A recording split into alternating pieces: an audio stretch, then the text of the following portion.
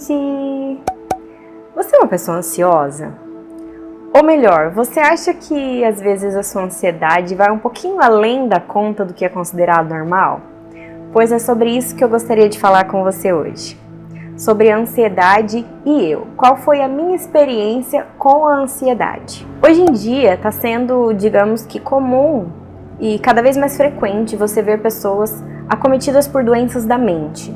Seja ela transtorno bipolar, seja ansiedade, seja depressão, hiperatividade, enfim.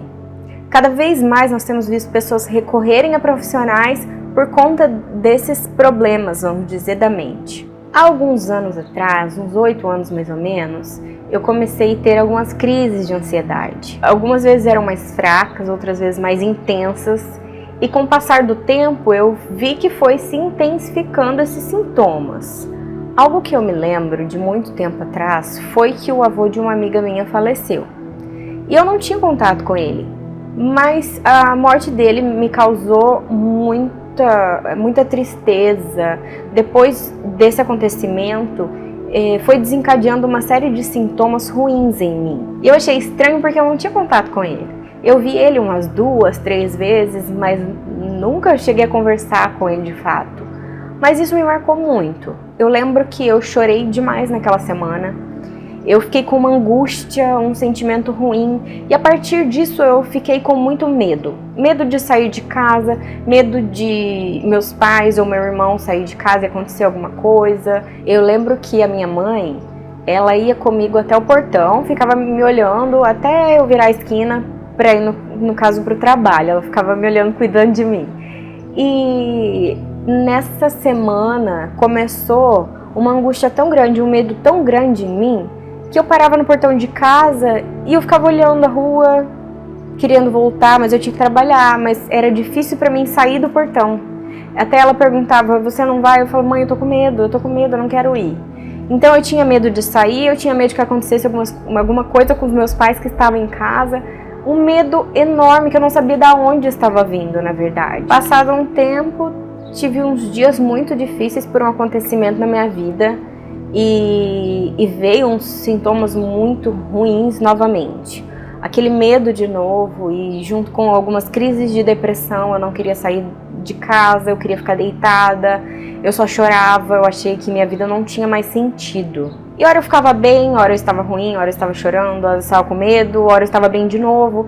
Então assim, eu não relacionei isso a algo sério. Pela situação que eu estava vivendo no momento, eu pensei, isso é momentâneo, vai passar. Você sabe aquela sensação de frio na barriga quando vai acontecer alguma coisa, ou quando você está apaixonado, ou é o primeiro dia de aula, no dia anterior você fica com aquele sentimento gostoso, você não come, você não dorme, parece que tem borboleta no estômago? Tá, é gostoso. Se você passa um dia, 2 dias, uma semana. Agora pensa esse sentimento constantemente. Pensou? Pois era assim que eu vivia. Passou uma semana, ok. Não estou comendo, não estou dormindo, mas está normal. Pela situação, está ok. Passou 2 semanas, passou 1 mês, passou 2 meses e o sentimento não saía. Então eu emagreci, o que foi bom, porém eu não dormia mais. Eu passava noites em claro e até engraçado, porque como eu estava emagrecendo, vou contar um segredo pra vocês. Ai, vergonha.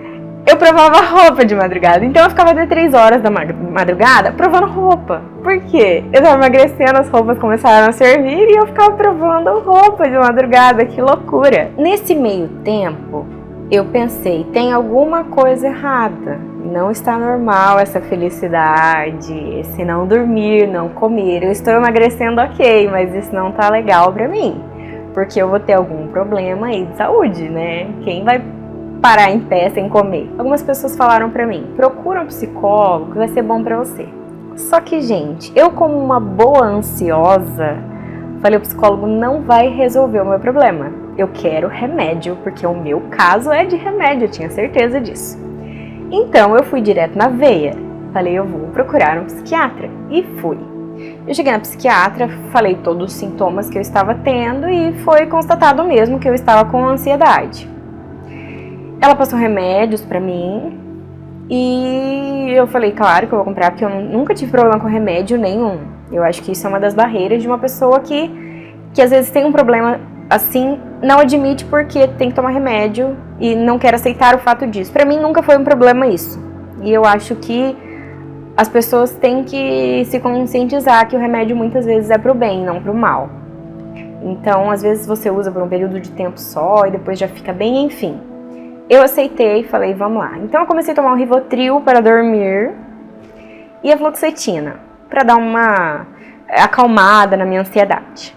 Comprei os remédios, fui para casa, comecei a tomar o Rivotril, comecei a dormir um pouquinho melhor e comecei com a fluoxetina. Gente do céu. O remédio deu uma loucura em mim.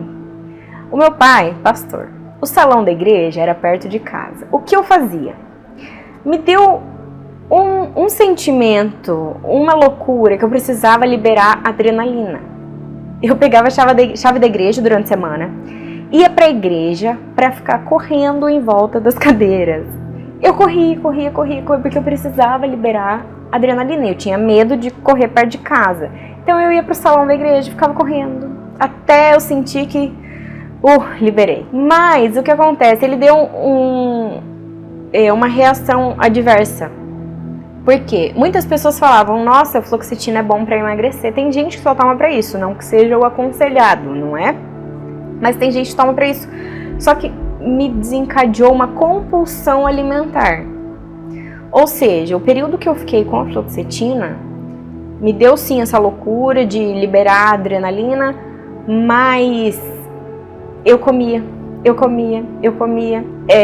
desesperadamente, tipo uma coisa atrás da outra. De noite eu já estava pensando no meu café da manhã, o que seria o café da manhã, pra você ter uma noção de como minha cabeça ficou. Eu queria comida, aquilo eu tava descontando da comida, então eu tava até que bem da ansiedade, mas foi tudo pra compulsão alimentar e isso foi bem ruim pra mim. Quando eu vi que a fluoxetina não estava fazendo bem pra mim, depois de uns 2 meses, se eu não me engano, eu voltei na médica e ela passou o Bupion pra mim. Então, o Bupion foi muito bom, eu fiquei bem equilibrada, não tive mais essa compulsão alimentar, a ansiedade estava muito controlada, e daí eu casei e fiquei um tempo sem o remédio. Eu parei por conta, o que não é muito legal de se fazer, mas eu pensei, já tô bem, enfim. Resultado, tive que voltar ao tratamento porque eu tive outras recaídas, com sentimentos de tristeza, ansiedade, aquele sentimento na barriga de novo, de borboletas no estômago novamente. Então eu tive que retomar. E daí eu retomei com o escitalopram. Todos os remédios controlados, só pra avisar, você não vai chegar na farmácia, eu quero um remedinho porque ela falou e vai ser bom pra mim, não. A gente precisa passar para um médico para ele receitar esse remédio, não tem como você comprar sem receita. E passado um tempo eu voltei no médico, falei, olha, eu estou me sentindo bem, e acabou que eu tirei o remédio. Fui tirando aos poucos, pra não ter aquele choque, né, de ficar sem de uma vez, enfim. Fui tirando aos poucos até eu começar a tentar engravidar. Então, hoje eu estou sem o remédio e estou me sentindo muito bem. Tem momentos que eu vejo que me dá louca, e eu estou muito agitada, mas por quê? Tem coisas que me fazem mal. Por exemplo, uma Coca-Cola tem cafeína, então ela vai me deixar mais agitada. O café, que eu amo, não vivo sem, mas eu sei que o café, se eu tomar demais, ele vai atacar a minha ansiedade. Então tem dias que eu exagero um pouquinho nessas coisas, às vezes como chocolate junto, daí eu fico ligadona e realmente eu vejo que não é legal. Mas tirando isso, eu tenho conseguido ficar bem equilibrada. Eu sou cristã. E quando você não está bem, você está num ambiente cristão, hoje até que está menos isso, as pessoas não estão com tanto preconceito mais. Só que tem muita gente que eu vejo que ainda tem. Por exemplo, a questão de um cristão não ir procurar ajuda psiquiátrica ou psicólogo. Então, assim, No começo eu ouvi algumas pessoas falando, você não precisa disso, você precisa de oração, você precisa buscar a Deus. Gente, eu buscava, eu orava muito porque tava ruim aquela situação pra mim. Tinha dias que eu só chorava, aquela angústia, aquele medo, não me fazia bem. E eu buscava, Senhor, eu preciso de cura, me ajuda, mas não estava passando. Então eu ouvi algumas pessoas me dizerem, você precisa orar, lançando sobre ele toda a vossa ansiedade, porque ele tem que cuidar de vós. Não andeis ansiosos por coisa alguma. Tá, eu conhecia a Bíblia, mas eu estava passando por um problema que, no caso, só a oração não estava resolvendo. Eu creio em um Deus que pode fazer milagre, mas eu creio também que Deus capacita homens e mulheres para nos atender, para nos ajudar, seja com remédio ou seja conversando. Então eu tive que romper essa barreira. Um pouco antes do Noah nascer, eu passei por um acompanhamento psicológico, eu fiz terapia. E isso foi libertador para mim. E olha que para eu aceitar fazer a terapia, mesmo depois de ter passado por um psiquiatra, foi muito difícil para mim. Porque eu achava, eu vou conversar, psicóloga para conversar, eu converso com Jesus em casa, converso com a minha mãe, converso com meu marido. Mas eu vi a importância. E eu falei, quer saber? Eu vou dar um voto de confiança. E pra mim foi maravilhoso, doutora Késia. Eu amo você, você me ajudou muito. Estou honrando a sua vida aqui. Porque foi muito bom pra mim, foi libertador.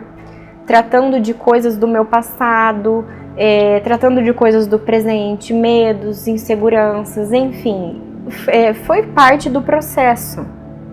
E eu creio que se eu precisar voltar com remédio, precisar voltar para terapia novamente, eu não tenho mais reservas com relação a isso.